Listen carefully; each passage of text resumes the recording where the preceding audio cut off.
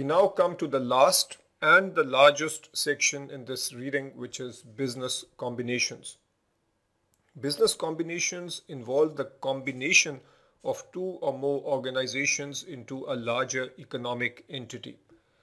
Under IFRS, there is no distinction among business combinations. We essentially have one company which is classified as the acquirer and the other company is the target. Under US GAAP, we have four types of business combinations: merger, acquisition, consolidation, and variable interest entity. In a merger, we have two companies, let's say A and B, which merge, and then we have a larger A in the sense that A is simply taking over B and becoming larger. B ceases to exist. With an acquisition, we have company A acquiring company B, and then we still have A and B operating as economic units, but A is considered the acquirer and A will report consolidated financial statements which include the results of company B. In a consolidation, we have company A combining with company B to create a new company called C. And finally, variable interest entity. This is a somewhat different model, and we'll talk about this in detail towards the end of this lecture. How do we account for business combinations? Historically, two methods have been used: the pooling of interest method and the purchase method. The pooling of interest method has been discontinued. US GAAP discontinued it in 2001 and IFRS discontinued in 2004. This method gave way to the purchase method, and in fact when I took the level 2 exam in 2009, we had to study the purchase method. But now both US GAAP and IFRS require the acquisition method. Now we come to the acquisition method, which is the method that has to be used according to both US GAAP and IFRS. Recognition and measurement of identifiable assets and liabilities. Here there are two major points. The first is that assets and liabilities are brought over at fair value.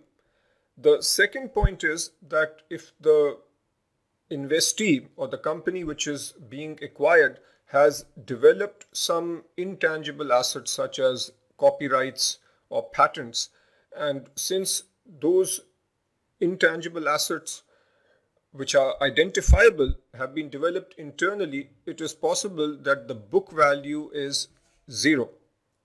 When those intangible assets are brought over to the balance sheet of the acquiring company, then even these assets which have a book value of zero need to be brought over at fair value. So if a given copyright has book value of zero, but the fair market value is 5 million, then that intangible asset needs to be brought over at 5 million. Recognition and measurement of contingent liabilities. Here I will read the relevant excerpt from the curriculum.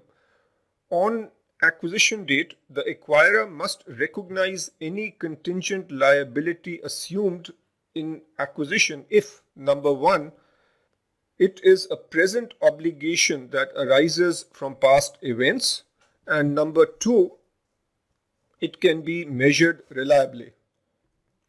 There is a subtle difference between IFRS and US GAAP on this front.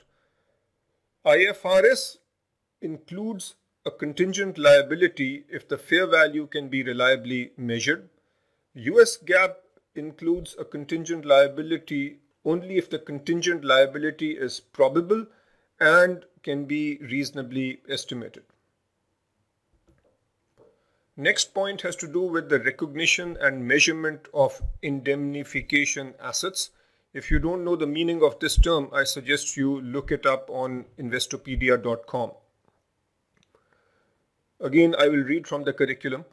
On the acquisition date, the acquirer must recognize an indemnification asset if the seller or the acquiree contractually indemnifies the acquirer for the outcome of a contingency or an uncertainty related to all or part of a specific asset or liability of the acquiree. I don't think this is a hugely important point. Just keep in mind that if the acquiree is effectively giving a benefit to the acquirer and that can be quantified, then that benefit is shown as an asset. Recognition and measurement of financial assets and liabilities. When the acquiring firm acquires the target or the acquiree, and this particular firm has some financial assets or liabilities, then those obviously come to the balance sheet of the acquirer. The target will have categorized these financial assets in a certain way. If you recall from an earlier segment, this categorization could be held to maturity or available for sale. When these assets are brought over, then recategorization needs to take place based on the economic reality at the acquiring firm. When an acquisition takes place, there is goodwill if the price paid is greater than the fair value of the net assets which are brought over.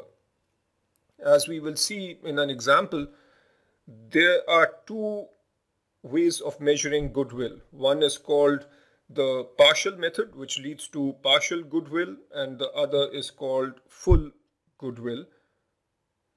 IFRS allows us to use both methods, the partial goodwill method or the full goodwill method, whereas US GAAP requires the use of full goodwill. And when we do the example on the next slide, we will understand the calculation for both methods. Recognition and measurement when acquisition price is less than fair value. When this happens, then the purchase is considered a bargain purchase or a bargain transaction, and the difference between the acquisition price and the fair value is shown as a gain on the income statement.